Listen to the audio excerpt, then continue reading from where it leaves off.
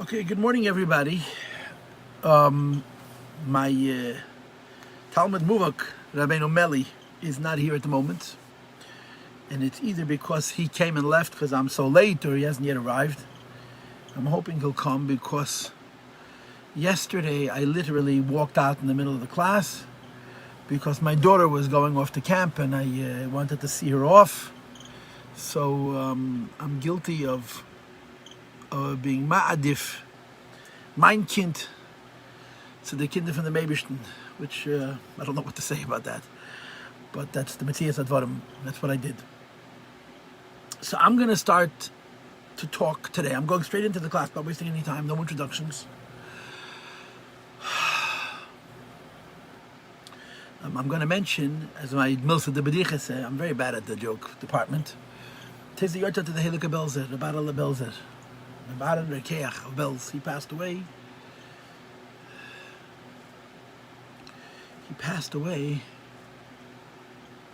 I guess it's 63 years ago. 63 years ago. Tofashin Yud Zayin. Shabbos was, he passed away once a Shabbos. Chafal of Menachem. I have a book, by the way, written by one of his Talmidim, one of his Heusbacherin, whose name was, I forgot his name, but the name of the Sefer is Bakoidish Pnimet. He was a godly man. The Belzer Rebbe was a shtikalakus. Now, as it relates to Lubavitch, I'll say a couple of things. First of all, the Rebbe met him twice, according to what it says in Sfarim. The Rebbe met him once in Paris, and the Rebbe met him once in Perkesdorf, which is near Vienna. At each occasion, they didn't exchange any words, but the Belzer Rebbe clearly acknowledged that he knew Midvemen and Hatzatan, that he was busy with an extraordinary person. I'm going to tell you the less well-known story, that the Frierdiker Rebbe was in Perkesdorf, and the Frierdiker Rebbe sent the Rebbe with one of his shvagers, I don't know if it was the Rashag, or it was Menachem Mendel HaKoyen, to give shalom to the Helika Belzerov. That's how I understand the story. And they met him walking in the street. The Belzer Rebbe was walking with an entourage, with his gaboyim, with his shamashim. And the Rebbe walked up with his shvager. And the Belzer Rebbe gave first shalom to the other brother-in-law. And he shook his hand 3 times. And it says, Kedarke. I'm assuming it's written by a Belzer. And then he took the Rebbe's hand and he held it for 10 minutes. And of course, the end of that story was that in Toshin Yud Aleph, Yutas Kislev, the Rebbe was not yet officially Rebbe. He wrote a letter, L'chol ha'admoirim shlita, to all the Rebbes, that they should probably Yutas Kislev. And the Gabbai of the Helika Belzer Rav, Rabbi Anshel Fogel was his name, was laughing. The Belzer Rav at that time was already blind. So he brought in the letter and he was laughing.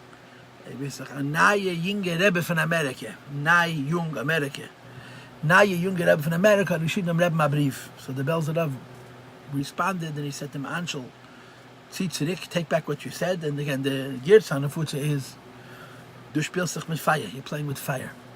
But I heard from Harav Tversky, Reb Nachman Yosef Tversky, that the Belzer Rebbe said, Nein, from the greste Rebbes. No. He's from the Rebbe wasn't even officially a Rebbe yet. He's from the greatest Rebbes.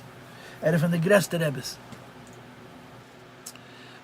When the Jungelite, when the Rebbe sent the Shluchim to Yisrael in 1956, Tashin Tezayin. So they went into the Helika Belzer. He was Makabel Pneim as the Shluchim of the Rebbe. And the story is that he wanted to tell them something in private, and he asked that everybody should leave the room except for the Shluchim. And they walked out. But the Gabbai Fogel wanted to hear what he was going to say. So he made believe he left the room, but he stayed inside because the Helika Belzer Rav was blind. So the Belzer Rav didn't say it. I mean, the Belzer Rav konnte nicht spielen. He didn't have to see to see. He was that kind of a person. So what he would have said, I don't know, but I'm sure it would have been a davar chashuv and a davar mechubed and a davar yakar v'chulu.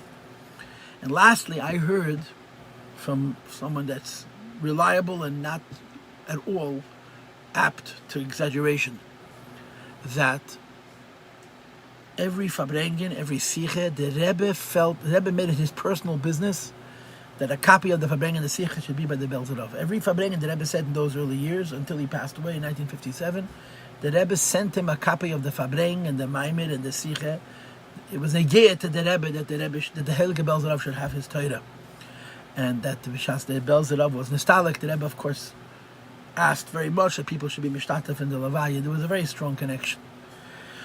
So that's in lieu of Milsa de B'dichas. Now, yesterday I sort of stopped in the middle of a sentence almost. So I'm going to start by continuing yesterday's class, but I'm going to give you a very different angle in yesterday's class. And I'm going to start with the word pnimius. What is the meaning of the word pnimius? Right? We're Lubavitch. We're Lubavitch Hasidim.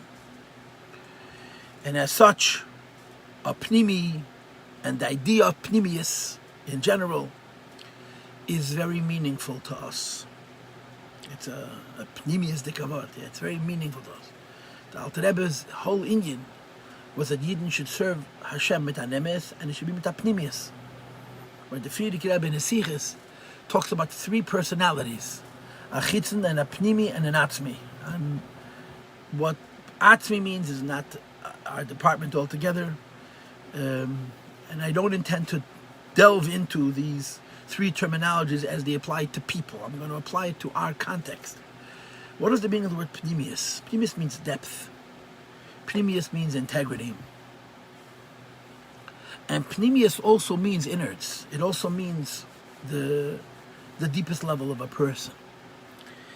And I gave a class yesterday. We didn't learn anything. I didn't read any text. And the point of the class, in other words, using a different language than I used yesterday, is to argue that you can use the word pnimius in diametrically opposite ways. They're both true, but they're quite different. On the one hand, the word pnimius refers to the deepest level of the neshama. The deepest level of the human subconscious would be called the pnimius of a person. Your essence, your neshama, your yechida, this is your pnimius. The deepest aspects of you are your pnimius. Those aspects of you, I called them yesterday the nihi, the visceral responses, the reflexive, instinctive, impulsive, as they call it in psychotherapy, fight or flee. That's the nihi. It's the deepest level of the person. That's why it says in Chassidus, that the netach, which is the lowest third of the consciousness of the person, is rooted in the Yetzirah Nefesh, higher than Midas, higher than Chagas, which are higher emotions, more sensitive and subtle emotions, and higher even than Chabad. So in this case, the word pnimius refers to the pnimius that's not man-made. It's not the pnimius that we develop. It's the pnimius that the Eibishter gave us. On the other hand, there is another use of the word pnimius, which is a reference to the human effort.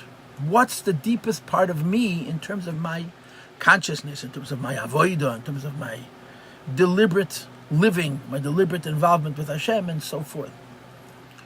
So when it comes to the latter idea of pnimius, when it comes to this second idea of pnimius,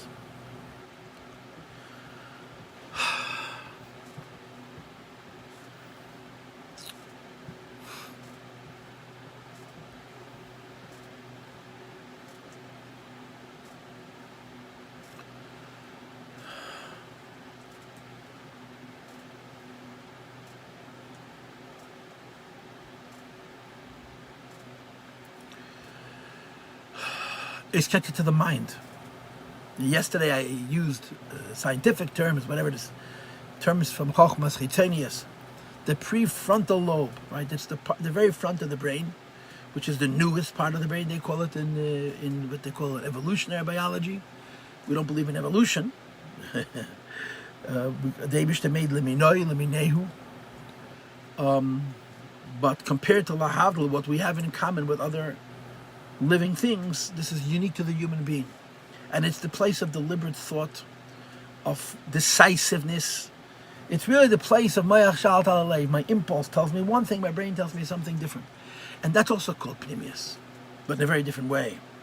That's called pnimius in the sense that a person can deepen himself. A person can apply to himself greater depth through greater effort. And those are the two sides of the coin. Yeah? The pnimius, which has to do with the core or the nature of the person.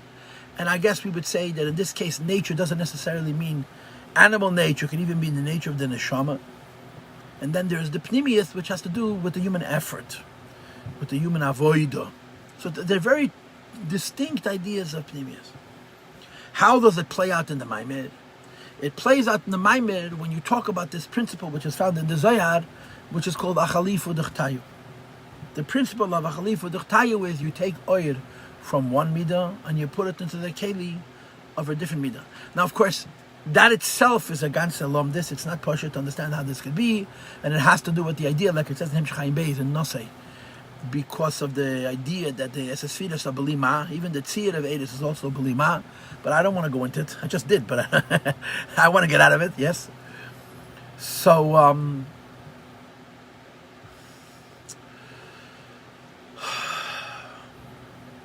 according to the principle of a Achalifu D'Chtayu, there's two notions of Pnimius. When you have Oir HaGavura B'Klei HaChesed, the Keli is Chesed, and the light is Gevura. So what is the heart and soul of this composite, and what is secondary? What represents the essence of this mix of Oir HaChesed, Oir HaGavura B'Klei HaChesed? Is it the Keli, or is it the Oir? And of course the proposal is that they're both in distinct ways, in different ways, the essence.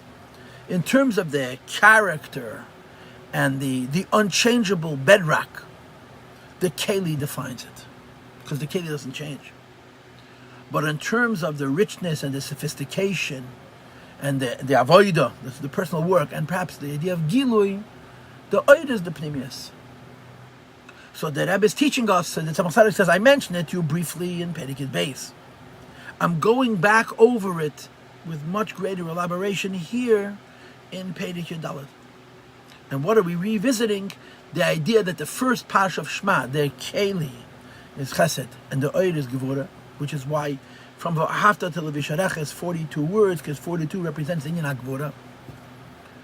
And in V'hoyim Shemaya is the other way around. The Keli is Gevura, and the Oir is Chesed. In other words, if you would meet the first Pasha Krishma, the personality that is the core of the first Pasha of Krishma is Chesed. Or as the Rebbe is going to explain it in this Maimed, it's Ahava. But the Pnimius, the conscious effort, so to speak, the engaging of the first Pasha of Krishma, if the first Pasha of Krishma had a consciousness and a deliberation and a choice and a proactivity, is Gevura. And the second Pasha of Krishma, it's the other way around. The bedrock of the second Pasha of Krishma is Gevura. The deliberate effort of the second Pasha of Krishma is Chesed. So it's a mix of both. How do you say it in more avoidedic terms? So the Rebbe is going to say that the first Pasha of Krishma is Ava with Gevura.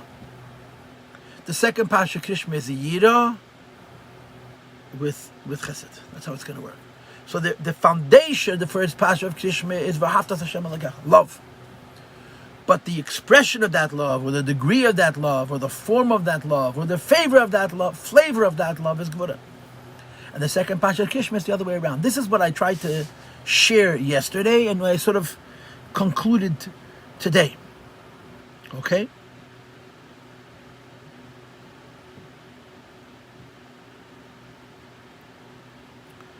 So if we can look inside and reread a little bit from yesterday.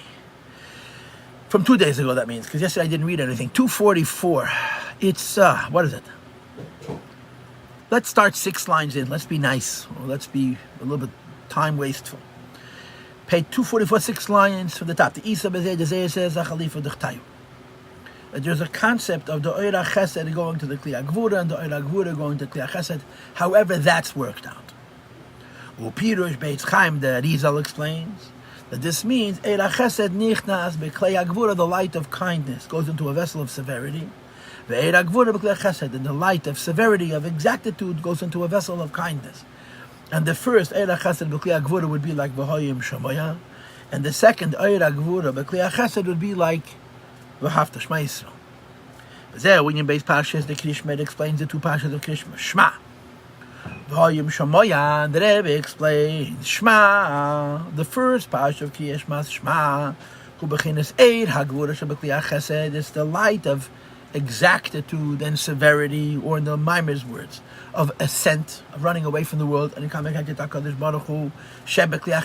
the bedrock, the essence, is kindness. This is why the Hashem Humab, the name of the Eibishter, associated with the first parish of Krishma, is 42. Translates the Rebbe, it's an allusion to the of light. And look at the next words. The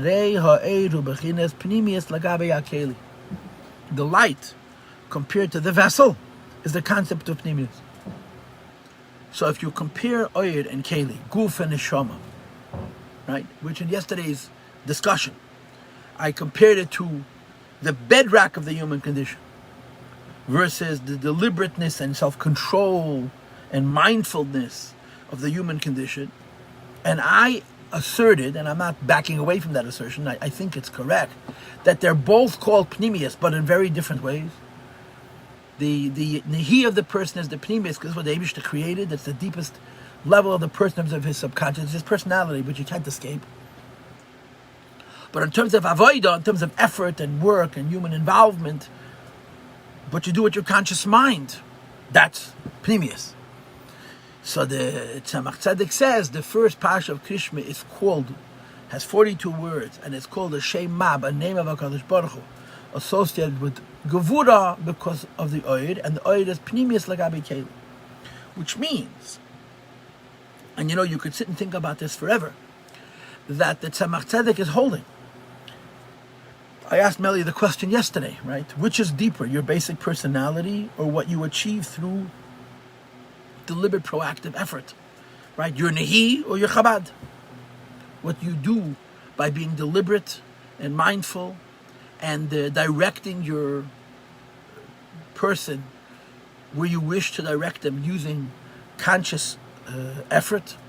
Is that the pnimius of the person? Or is the visceral, the guttural essence that the Eibishter created your pnimius? And again, I think both are true, but in very different ways. The Tzemach Tzedek says that what you do consciously, that's your pnimius.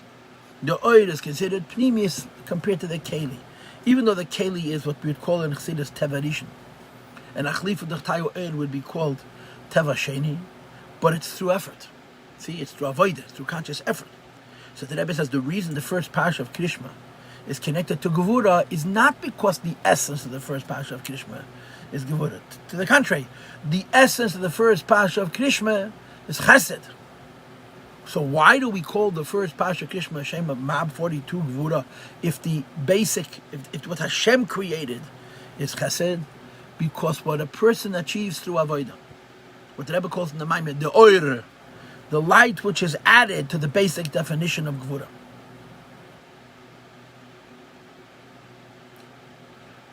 The basic definition of Chesed, defines it is pnimius. Which means if you think about it, you could almost imagine that there is an argument to be made in a different Maimed, in a different Kabbalah, in a different context, exactly the opposite. Because in a different way, the Keli is more pnimiistic than the Oir. But that's not the derech of the Tzemach Tzedek, it's not the derech of this Maimed, and from what I know, it's not the derech which is brought in Sifrei Kabbalah. So we say that even though the Oir is added to the basic nature of Shema Yisrael, but it's the pnimius. The pnimius means to say it's the aspect of Shema Yisrael which has to do with conscious avodah.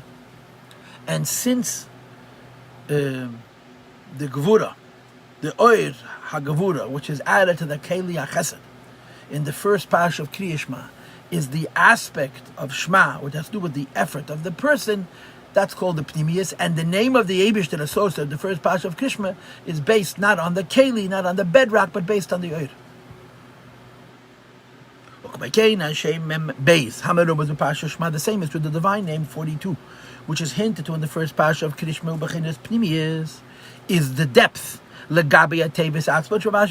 relative to the words in this parsha. And of course the argument is that the words are v'ahavta, are words of love.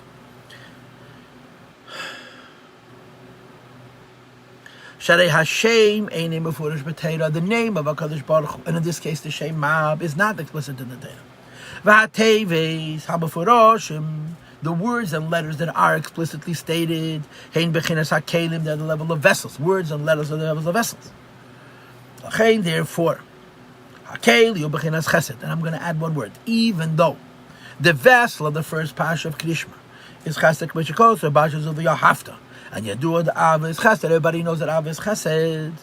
Acha bechinas hagavura, the light, which is added to the bedrock, to the basic definition of the first parsha of Shema Yisrael, which is Ahava, is a light of Gevura, and the name of the parsha, the shape, the name of HaKadosh Baruch Hu associated with this parsha becomes Gevura, based on the fact that this is called Pnimius. But again, in what aspect is it Pnimius? It's Pnimius in the aspect that this is Avodah Pnimius, what the person does consciously.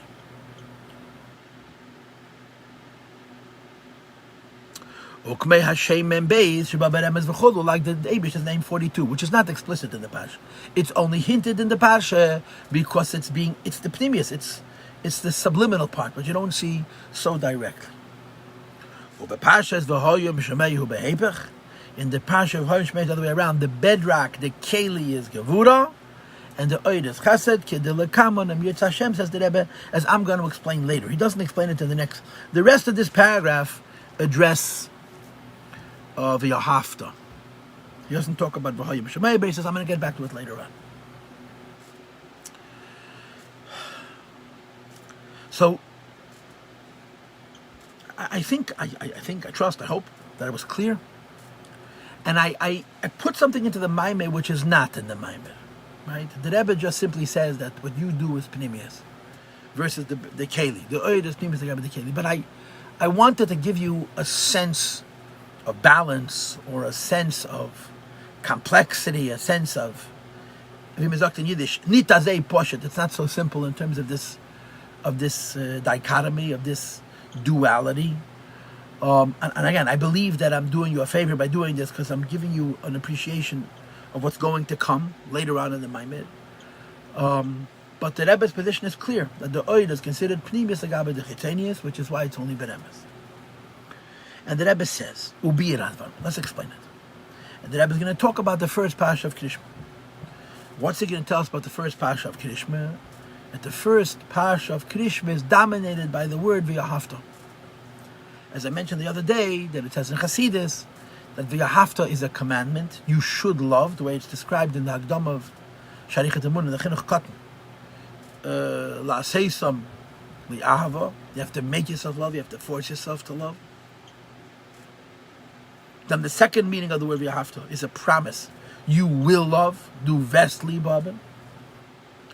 And then the third type of V'yahavta, Shehei Shem Shamayim is Ayav al Yodacha, that when a Yid is in a state of connected to HaKadosh Baruch Hu, he dedicates his life to giving this Ava that he already has to others. That's the meaning of the word V'yahavta. The Parsha, the Sheinu Krishma is V'yahavta, that's Chesed. However, the degree of the Ahava, the measure of the Ahava, the extent, the extreme of the Ahava, is to the point of Gevura. And that's the Eir HaGevura Bekeli HaChesed. The first Parsha of Krishma's definition is love. Or as I explained it to you yesterday, the Nehi of the Parsha Sheinu of Krishma, the bedrock, the basic reality of the first Parsha of Krishma is Ahava. But the Avoida is done to the extent that it's Gevura, which is even more than Ahava, as you'll see inside. Hine, the Parsha Shema Ksiv V'yahavta b'chol meidach. In the first Parsha of Krishma, it says you should love Hashem b'chol levav with your whole heart, b'chol nafsh with your whole soul, b'chol meidach, which means with all of your might. And all of your might is Gevura. So the Rebbe says the Parsha is V'yahavta, the Keli is V'yahavta, the degree is b'chol meidach, and that degree is Gevura. That degree is the Eir HaGevura b'kli Chesed. And he continues, Ubo Ava b'Pashas v'Hayim Shemayel, and it's got Avas Meidacha. The second Parsha of Krishma, it only says b'Chol Levav b'Chol Nafshecha. It doesn't say b'Chol Meidach. I have a recollection that there's a Mugadik Amaimi from the Rebbe, from Pashas Eikiv, V'ata Yisrael, about the Mei Brachas, where there's several Maimonim of the Rebbe on that subject, where the Rebbe references how come in the second Parsha of Krishma it doesn't say b'Chol Meidachem. And the pshat is because it's not as great. The second Parsha of Krishma is on a lower level, the first Parsha of Krishma. But Kedake B'Kodesh, the Rebbe spins it the other way and says, no, there's a mile in the second Pasha of Krishma over the first Pasha of Krishma, but to be candid, I don't remember what it is. It's a Mugadik Yamaim. It's not hard to find.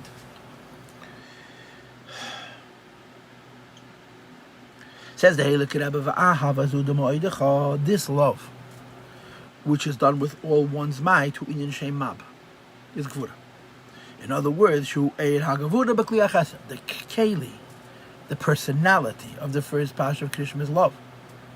The degree of the Pasha, the degree of the first Pasha of Krishma's love is to the point of Gevura.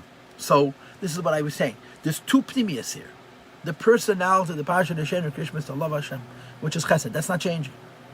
The proactive effort of the person doing the loving is to the extent of Gevura.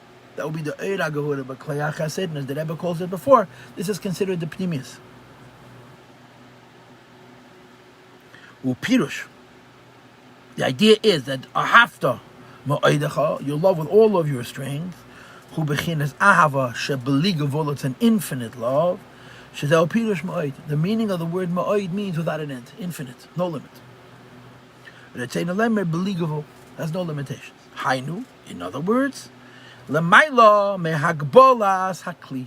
It's beyond the parameters, beyond the limitations of the vessel. That the love is so intense, the love is so infinite that it cannot manifest in the vessels of the heart. The love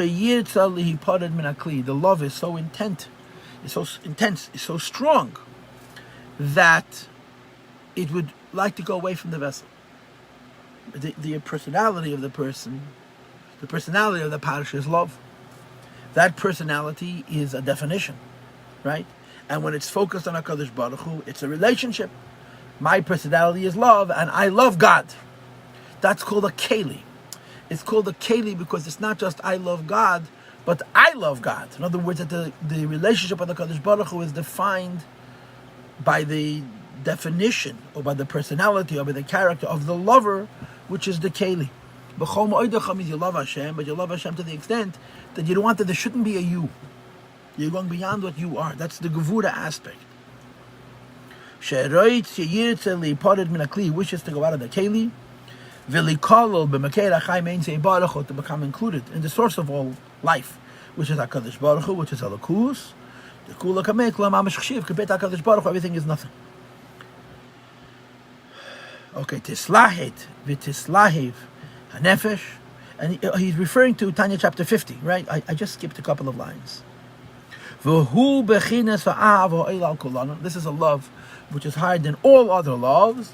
Which is described in Tanya chapter 50. The idea that a person loves, but the love is not compared to silver, even though silver is the midah of ahava. Kesef, nichsef, nichsafta is kesef, and gold is compared to yira. There is a golden love. What is the meaning of a golden love? A love associated with gevura. That a person uses his bina, his understanding, and bina is connected to gevuras. It's in the kava gevura, right? Chachan bagodati, bina is in kava gevura. That the love which comes out is a gevura love, which is an infinite love, which is trying to run away from the keli more than all the other loves, which is associated with chesed alone.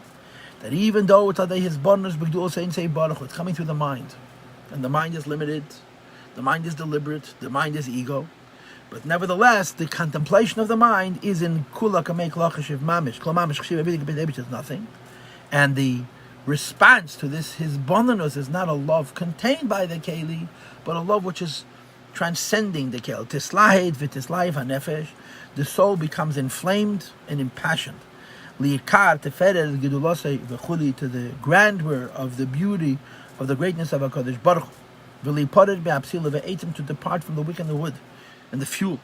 She'nechazes b'hen v'chul, which is being held by, and to become one with HaKadosh Baruch Hu. This is all words from the Tanya. V'achakach ba l'idei kol esed nefesh ma'mashayin sham. It brings the person to a state of mesiras nefesh, going out of all limitations. So midas hachesed has to do with keli hachesed, and midas hachesed, which has to do with keli hachesed, is b'medida v'agbala. You don't love the Eibishter so much that you destroy yourself. Tagboyres hachesed, when it's Yisen hazav ala kesef. What's the lashon inside? Mailas hazav ala kesef can cause the love to be so much that you love the Eibusha so much that you become so infatuated that you give up you. You give up the fact that you're the one who loves. And that's the touch. The keli is gvur chesed and the oir is gvura. V'nimtza thus. She'ahav azu, this love in bechinas gvuris is a love that comes from gvura, even though the keli, the midah is chesed. She'mehem ba, sibas, v'aliyah, v'hayistalkus, it causes the departure and the histalkus. U'k'meshkasa b'kuti amorim, she'bechinas takberis, we say the eisha benefesh alukis, it's from the strengthening the element of fire of the divine soul. V'chulu. And at the same time, the infinite will, which is bringing a person to total sacrifice, is on the form, is on the midah, is on the character trait of ahava, of chesed. This ascent and this departure, that's of the ahava. It happens and it's completed through love. In other words, the love is what I'm experiencing, and the takabaides is the degree to which I'm experiencing it. The love is kindness, as we all know from Kabbalah. The vessel is chesed. That's the love of the pasuk v'yahavta. And again, I want to add, this is your basic personality. This is the nihi. This is the viscera of the first parasha of Krishma. It's really the etzem, that its personality is chesed. However, this light of gevura, of exactitude, of severity, of extreme, which manifests in this midah.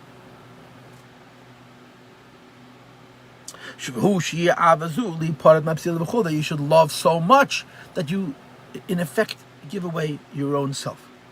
In conclusion, that the intention of this love is that it's love on the one hand, but bebechinas gevura, you love to the extent of gevura.